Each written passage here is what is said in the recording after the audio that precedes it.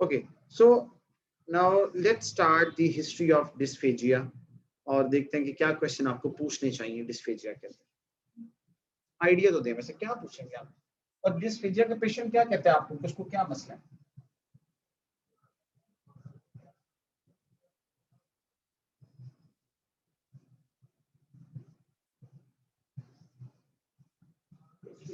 हाँ, डिस्फेजिया का पेशेंट क्या कंप्लेन करता है आके, या वो डिस्फेजिया को किस तरह एक्सप्लेन करता है। सबसे कॉमन जो आपको डिस्फेजिया वाला पेशेंट आके कहेगा, डॉक्टर साहब खाना जो खाता हूँ ना यहाँ कहीं रुक जाता है, फंस जाता है। ठीक है, इसको आगे लेके जाने में मसला, बाकी बातें आप सबकी ठीक है कि जी खाना स्वालो करने में मसला है, खाना खाने में मसला है, निगलने में मसला है, ये सब बातें। But the most common present is sticky feeling. Patient की तरफ से यहाँ स्टिक हो जाता है, फिर बड़ी मुश्किल से ही नीचे जाता है। ये बड़ी कॉमन डिस्फेजिया का जो है वो सिम्टम है। तो फिर हमने इसकी हिस्ट्री देनी है, तो फिर हम किससे स्टार्ट करेंगे, ओडी पारा से। ओडी पारा ऑनसेट, जी कैसे शुरू हुआ, अचानक शुरू हुआ। अब जो डिस्फेजिया अगर अचानक है तो ये है ही न्यूरोलॉजिकल कॉज या साइकोजेनिक कॉज। लॉजिकल बात है ना, अगर तो बेटा वहां कैंसर या ट्यूमर है तो वो तो डिस्फेजिया एकदम से तो नहीं करेगा। तो अगर डिस्फेजिया अचानक है तो एक्यूट मसला है, गला खराब हो सकता है, स्वॉलोइंग डिफिकल्टी में नर्वस सिस्टम इन्वॉल्व हो सकता है। तो आपको आइडिया हो जाएगा। फिर आप कहते हैं नहीं ड्यूरेशन, अच्छा नहीं मसला कब से है, कैसे शुरू हुआ और मसला कब से है। ठीक है, अब अगर तो ओल्ड या कोई क्रॉनिक या मैलिग्नेंसी है तो लाजमी बात है पुराना मसला होगा। अगर कोई एक्यूट इन्फेक्शन या एक्यूट मसला है तो फिर तो पुराना नहीं हो सकता, तो नया मसला ही होगा उसका। हाँ जी, तो आप क्या कहेंगे, आप कहते हैं अच्छा डॉक्टर साहब मुझे तो ना ये कुछ 5 महीने से है, उसका मतलब है कोई एक्यूट चीज नहीं है, कोई क्रॉनिक ही चीज है।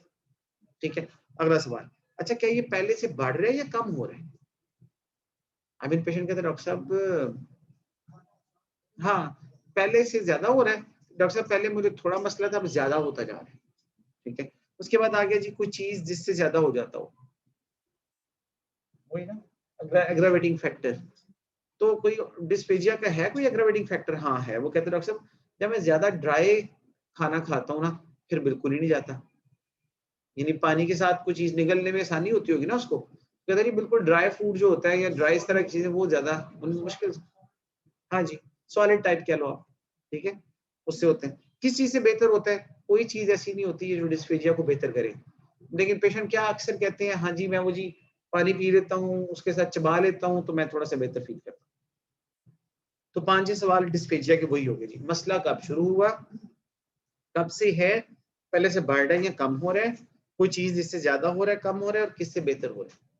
अब आ जाइए कि डिस्फेजिया को हम फर्दर डिफाइन एलाबोरेट कैसे करते हैं। खाली मैं वही जो डिस्फेजिया उसकी चीज नहीं, हमने डिफाइन करना है कि डिस्फेजिया न्यूरोलॉजिकल है या डिस्फेजिया में कोई कैंसर या सी एसोफेगस है। न्यूरोलॉजिकल डिस्फेजिया में पेशेंट अक्सर क्या कहते हैं, डॉक्टर साहब खाना मुंह में मैं च्यू करता रहता हूँ आगे नहीं जाता। उसे हम कहते हैं फर्स्ट फेज ऑफ स्वालोइंग। वो स्वालो ही नहीं करता, वो कहता है मुंह में ही मेरे वो घूमता रहता है। फिर मैं वो इतना ज्यादा च्यू कर देता हूँ लिक्विफाई हो जाता है, फिर वो आहिस्ता आहिस्ता आहिस्ता निकल नीचे जाना शुरू कर देता है। ठीक है, ये तो ये सडन होगा हमेशा न्यूरोलॉजिकल, और पेशेंट च्यू कर सकेगा आगे नहीं लेके जाएगा। तो डिस्फेजिया सियासोफेगस में इसको डिफाइन करना होता है कि डिस्फेजिया टू सॉलिड है, डिस्फेजिया टू लिक्विड्स है। हाँ, ये बहुत है। यस, सॉलिड में क्या डॉक्टर साहब पहले ऐसा होता था कि खाना ज्यादा चबाता था लेकिन निकल जाता था। फिर कहेगा नहीं डॉक्टर साहब अब तो ये मसला है मेरे साथ कि जो है ना सॉलिड चीजें वो तो मैं नहीं खा सकता। फिर वो कहेगा अच्छा डॉक्टर साहब अब तो मसला ये है कि सॉलिड तो मैं वही नहीं खा रहा था, लिक्विड भी मुश्किल से जाता है। लिक्विड ले लेता हूँ फिर लिक्विड भी मुश्किल से जाता है, और फाइनली कहेगा डॉक्टर साहब अब तो ये हाल हो गया कि सलाइवा भी अंदर नहीं जाता। जो सिविरिटी ऑफ डिस्फेजिया हम इससे डिफाइन करते हैं, dysphagia to solids, dysphagia to liquids, और फिर हम आगे उसको क्लासिफाई करना शुरू कर देते हैं। डिस्फेजिया टू सॉलिड्स का मतलब वही होगा कि जी मैं खाना चाह रहा हूँ लेकिन मैं खा नहीं सकता, निगल नहीं सकता। डिस्फेजिया टू लिक्विड्स ये होगा कि जी मैं ये कि ऐसा हो सकता है कि लिक्विड्स को पहले हो और सॉलिड्स को बाद में हो? कि डॉक्टर साहब जी मैं पानी तो मैं पी ले सॉरी खाना तो मैं खा लेता हूँ, पानी नहीं मैं पी सकता। ऐसा नहीं हो सकता। हाँ, तो डिस्फेजिया पहले सॉलिड्स को होगा, ग्रेजुअली फिर वो लिक्विड्स पे आएगा, फाइनली पेशेंट कहेगा जी मैं तो कुछ भी नहीं खा सकता। तो ये अगर ऐसा हो इसको कहते हैं प्रोग्रेसिव डिस्फेजिया और ये आपका सीए का कंफर्म डायग्नोस्टिक होता है। अच्छा कंफर्म तो नहीं है लेकिन फिर भी होता है। अब बाकी एसोसिएशन सीए इसके साथ और क्या पूछना होता है? क्या इसके साथ दर्द होती है? बड़ा इंपॉर्टेंट सवाल है। दर्द होती है तो प्रॉब्लम ज्यादा है। अच्छा हो सकता है कि दर्द होना एक अच्छी बात हो क्योंकि ये इन्फ्लेमेशन में होती है। तो हो सकता है कि सीए ना हो वैसे इन्फ्लेमेटरी लीजन हो। वजन कम तो नहीं हुआ? बड़ा इंपॉर्टेंट सवाल है। कितना कम हुआ है, कितने अरसे में कम हुआ है, आपको कैसे पता चला है? पेशेंट को कहता है मेरे रिलेटिव ने कहा था तुम्हारा वजन कम हो गया, तुम बड़े कमजोर लग रहे हो, मेरे कपड़े खुले हो गए, डॉक्टर साहब मैंने वजन किया है, पहले मेरा इतना था जी, अभी 2 महीनों में मेरा वजन 10-15 किलो कम हो गया। बुखार तो नहीं? पूछ सकते हैं साथ इसके। जिस्म के किसी हिस्से में कोई कमजोरी तो नहीं महसूस होती? ये न्यूरोलॉजिकल इवैल्यूएशन है। क्या जी हाथ कमजोर तो नहीं हो गया, एक साइड तो कमजोर नहीं हो गई, तो आप डिस्फेजिया को विद न्यूरोलॉजिकल इवैल्यूएशन जो हम करना चाह रहे हैं। जिस्म के उल्टी तो नहीं आती? अगर उल्टी आती है तो उसमें क्या आता है? क्या आंसर हो सकता है इसका? कहते डॉक्टर साहब उल्टी आती है और उल्टी में जो खाना मैंने कल खाया था वही बाहर आ जाता है। इसका क्या मतलब है? हाँ, इसका मतलब रुकावट है, कहीं फूड अंदर ही रह गया, जमा हो गया, आगे नहीं जाता, तो अखलेजिया भी हो सकता है, डिस्फेजिया भी हो सकता है, दोनों हो सकते हैं। जी। उसके बाद आवाज तो नहीं बदल गई, ये किस चीज को शो करता है? आवाज तो नहीं बदल गई, ये क्वेश्चन मैं क्यों पूछ रहा हूँ? शाबाश, इसके अंदर involvement of the hoarseness oh sorry recurrence तो नहीं होगी, यानी उसमें शादी पड़ी है ना वो लाजमी बात है उसको इन्वॉल्व कर लेगी। तो हम कहेंगे जी हॉर्सनेस ऑफ वॉइस भी इसमें स्टार्ट हो गई है, तो इसका मतलब ये डेंजरस साइन है। इसका मतलब है अब जो ट्यूमर है वो एसोफेगस से निकल के सराउंडिंग्स की तरफ चला गया होगा, it's a metastatic sign now. अच्छा जी, उल्टी के साथ खून तो नहीं आता, हेमेटिमेसिस को रूल आउट कर रहे हो या बाकी चीजों को, शाबाश। इसके बाद आप पूछना जरूरी है कि आप स्मोकिंग करते हैं कि नहीं करते। स्मोकिंग की बहुत स्ट्रॉन्ग एसोसिएशन है विद सी एसोफेगस, ठीक है। और साथ डायबिटीज का वैसे पूछ लेना, डायबिटीज इसलिए मैं पूछ रहा हूँ कि कई दफा कैंडिडियासिस होती है, तो कैंडिडियासिस भी इसी तरह का ही वो साइन सिम्टम है, ठीक है। तो ये इन चीजों से जनाब आप रूल आउट कर सकते हो डिस्फेजिया। डिस्फेजिया लिवर डिजीज में नहीं होता। एसोफेजियल वेब्स जो होते हैं उसमें आयरन डेफिशिएंसी एनीमिया, याद है प्लम्बर विंसन सिंड्रोम उसको कहते हैं, हो सकते हैं एसोफेजियल वेब्स भी हो सकते हैं, तो इसके डिफरेंशियल डायग्नोसिस में हो सकता है। डायबिटीज के साथ हो सकता है? अगर है तो कैसे? असला डायबिटीज के साथ डिस्फेजिया, डायबिटीज विद डिस्फेजिया, सोचें तो सही। अच्छा डायबिटिक न्यूरोपैथी हो सकती है? हो सकती है। तो डायबिटीज में कैंडिडियासिस हो सकता है ना। तो कैंडिडियासिस इम्यून हो सकता है, उसको पेन हो, इसी को डिस्फेजिया कंसीडर कर रहा हूँ। सो दो ही बड़ी रीजन बनती है इसके पीछे, एक न्यूरोपैथी हो चुकी है और यहाँ उसके साथ कैंडिडियासिस हो चुका हुआ है, तो आइडिया हो जाता है आपको ये। So this is all about the dysphagia. ठीक है, मेरा ख्याल है कि अब ये चीजें आपको क्लियर हो गई होंगी। अच्छा अब एक हिस्ट्री और पढ़ लो, फिर बाकी ये 2-3 हिस्ट्रीज जो है ना वो हम बाद में देख लेंगे। पहली जो हिस्ट्री है वो ये है कि डिप्रेशन की हिस्ट्री कैसे लेते हैं आप, आल दो ये आपका मेडिसिन में थोड़ा सा काम आएगा, वरना जिसने साइकेट्री करनी है उसके लिए तो बड़ा इंपॉर्टेंट है। अच्छा अब इसके ना बहुत ही ज्यादा क्वेश्चन है, जितने मर्जी सवाल पूछो, लेकिन आप खुद सोचो कि एक डिप्रेशन का जो पेशेंट होता है वो किन चीजों की तरफ हमने उसको लेके जाना, उसकी कॉज क्या होती है। देखें डिप्रेशन के अंदर हमने पूछना क्या है पेशेंट को कि जी किस मसले के साथ या किस क्या हुआ जी आज आप हॉस्पिटल किस लिए तशरीफ लाई, यहाँ से बात शुरू होगी ना। वो क्या कहेगा आपसे? डिप्रेशन का पेशेंट आपको अपनी क्या सिम्टम बताएगा?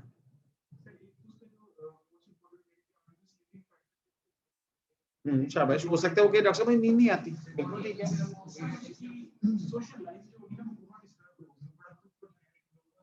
ठीक है डॉक्टर साहब मुझे ना मेरा किसी से मिलने को दिल नहीं करता, हो सकता है। आइसोलेट करेगा, बिल्कुल ठीक है।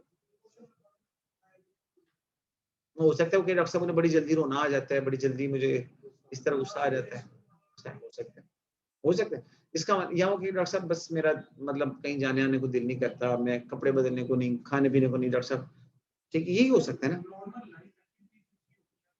वो नहीं कर डिस्टर्ब, मेरा काम काज में दिल नहीं लगता। अच्छा, ये बड़ी बहुत सारी छोटी-छोटी बातें हैं जिनको जो डिप्रेशन का पार्ट है, लेकिन हम उसको इग्नोर कर देते हैं। फिर वो बातें बढ़ती-बढ़ती अल्लाह माफ़ करे, फिर वो सुसाइडल टेंडेंसी और इनकी तरफ जाती है। सो बेसिकली हमने जब देखना है ना पेशेंट को, तो मोस्ट कॉमन सिम्पटम में स्लीप डिस्टर्बेंस पहला, इसके बारे में पूछेंगे। इंटरेस्ट ऑफ द पेशेंट पूछेंगे, लैक ऑफ इंटरेस्ट तो नहीं हो रहा। गिल्ट पूछेंगे, किसी चीज़ का पछतावा तो नहीं है, ठीक है? अच्छा, एनर्जी का पूछेंगे जी, फीलिंग एनर्जेटिक और लो या इस तरह हम पूछेंगे। कंसंट्रेशन का पूछेंगे, कंसंट्रेशन कैसी है, किसी काम में लगता है दिल नहीं लगता। एपेटाइट का पूछेंगे, सुसाइडल थॉट्स का पूछेंगे या सुसाइडल आइडियाज जो हैं उनका पूछेंगे। सोशल आइसोलेशन का पूछेंगे, जिस तरह आपने भी डिस्कस किया। एंड फाइनली साइकोमोटर हिस्ट्री लेंगे। अब मैं सवाल बोलता जाता हूँ, आप देखिएगा, क्या आप इर्द गिर्द के माहौल में दिलचस्पी लेते हैं या नहीं? इसको हम कहते हैं पेशेंट एपैथी है। This is called apathy. Doctor साहब मुझे नहीं फर्क पड़ता, मैं इधर बस बैठा हूँ, आराम से बैठा हूँ। सो पहला सवाल, क्या आपने सराउंडिंग एनवायरनमेंट के बारे में पूछा कि अच्छा ये अदर एक्टिविटीज में कहीं इन्वॉल्व होता है कि नहीं होता? अगला सवाल, क्या आपको बेचारगी का एहसास तो नहीं होता? बेचारगी क्या होता है? सेल्फलेस। हम कहते हैं डिप्रेशन के अंदर पता है सारे लेस आते हैं, सेल्फलेस, होपलेस, ठीक है, इस तरह की चीज, यूजलेस, ये पेशेंट के थॉट्स होते हैं, मैं तो नकम्मा हूं, मैं कोई आस उम्मीद नहीं है, कोई काम काज नहीं है, कोई इस तरह है, ये वो कहते हैं। सो आपने पूछना है जी बेचारगी का एहसास या नाउमीदी का एहसास नहीं है। क्या आप हर वक़्त अपने आप से मायूस रहते हैं? होपलेसनेस टाइप कह लें क्या आप? क्या आपको ऐसा तो नहीं लगता कि आपका कोई मुस्तकबिल ही नहीं है? ठीक है? ये तो सबको ही लगता है वैसे। हाँ, सही बात है। ये सारी बातें मुझे सबको लगती हैं। अपने आप पे बेचारगी का एहसास भी होता है कभी-कभी। हम तो बड़े बेचारे हैं, मायूस भी लगते हैं। खैर चलें कोई बात नहीं। एंड तक मुझे लगता है डायग्नोसिस हमारे ही निकल आना है। अच्छा, क्या आप एहसास कमतरी का शिकार तो नहीं होते? ये भी कई जगहों पे बता जाके हो ही जाते हैं लाज़मी बात। अच्छा चलें, यहाँ तक तो बात हो गई, एक जनरल हमने उससे बात कर ली ना। अब बात कर लेते हैं, क्या किसी पुरानी बात पे पछतावा तो नहीं? क्या आप एफएमजीस तो नहीं? इसी बात का पछतावा। ठीक है, सुबह उठकर क्या आपका आपका मिजाज कैसा होता है? अभी हम बात करें मूड एलिवेशन, मूड डिस्टर्बेंस के बारे में। भाई मॉर्निंग में जब उठते हो तो मूड कैसा होता है?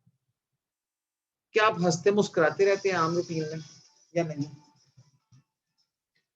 ठीक है, अगला सवाल, क्या कामकाज में दिल लगता है कि नहीं लगता? This is concentration and interest. अजीजों कारब या दोस्तों से मिलते जुलते हैं कि नहीं? ठीक है, चिड़चिड़ापन तो नहीं महसूस होता? That is irritability. इरिटेबिलिटी, क्या आप जिंदगी आपको जिंदगी से प्यार है? ये सुसाइडल थॉट्स की तरफ जाने लगा मैं। क्या आपने कभी खुदकुशी करने का सोचा है? कभी कोशिश भी की है कि नहीं?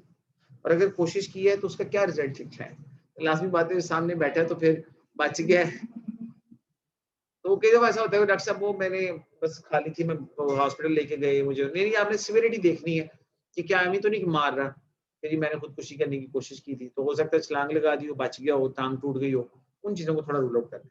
क्या आप अपनी जिंदगी के फैसले खुद करते हैं? वो आगे से कि डॉक्टर साहब मैं तो चैनल चेंज नहीं कर सकता, तो समझ जाए कि ये बंदा शादीशुदा है, ठीक है। तो जिंदगी के फैसले तो बड़ी दूर की बात जनाब, हम तो चैनल का फैसला नहीं कर सकते, आप किन बातों में तो मजाक ही हो गया। अच्छा चलें, वो भी बात करते हैं नवीद, अभी blade marks on the arm ये भी देखते हैं, ये एग्जामिनेशन में बेसिकली होता है, लेकिन चलो।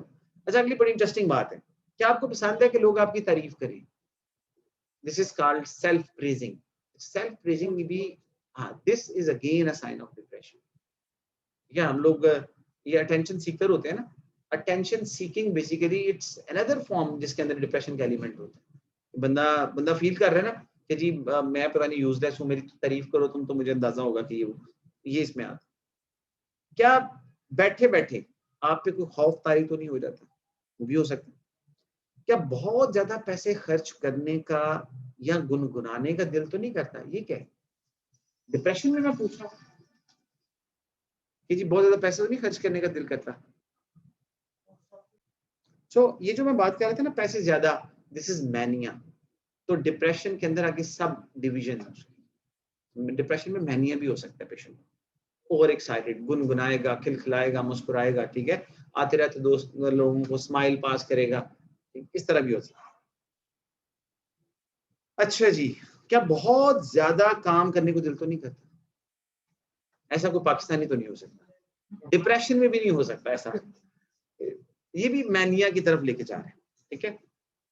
क्या आपको ये महसूस तो नहीं होता कि आपसे कोई बात कर रहा है या आवाज दे रहा है? ये मैं जा रहा हूँ हेलुसिनेशंस की तरफ, हेलुसिनेशंस, ठीक है।